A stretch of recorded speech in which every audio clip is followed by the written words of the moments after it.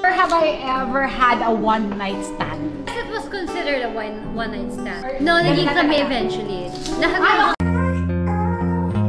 Welcome to Sikat Story. Viral ngayon ang revelasyon ni Heart Evangelista tungkol sa kanyang one-night stand. Base sa kanyang latest vlog na Team Heart Goes to Balesin, nagkaroon sila ng Dare na Never Have I Ever, na bagit ni Heart na nagkaroon siya ng naka one-night stand. Pero ito ay sa mga naging karelasyon niya lang. Matapos ang vlog na ito ay marami ang nag-react sa naging sagot ni Heart at ito ay inulan ng mga sari-saring komento. Ilan nga dito ay naging positibo. Bakit lahat naman tayo may nakaraan? Buti pa nga si Heart honest. Kaya niyang sabihin ang totoo. Kaya ang iba akala mo kung sinong malinis. Yun pala sobra pa pinagdaanan nila. Be true na lang tayo sa self natin. Go Heart. Okay nga edi siya hypocrite. Wala naman masama sa sinabi niya. Part kasi ng growing yun mga ganong bagay. Kung sa iba di okay don.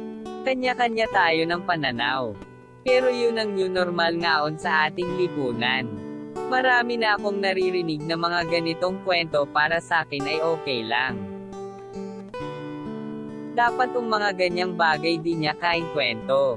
Una pas na yun, pangalawa may mataas na posisyon sa lipunan yung asawa niya. Na pwedeng pagmulan ng isyo. Hindi dahil sa nagmamalinis ang isang tao. Kasi si Heart at Cheese ay kilalang tao at madaming nakakakilala sa kanila. Senador ang asawa niya at isipin mo na lang sasabihin nila. Maaaring pagtawanan si Cheese kasi di naman lahat ng tao nakakaintindi. Mas marami dyan mapanghusga kaya kung pwede naman ay private yung mga ganon style niya. One night stand easy to get, ibig sabihin lahat ng boyfriend niya. Natikman siya. Ano ba yan Heart? Wrong move. Yan lang ulit ang chika. Please like and share. Salamat.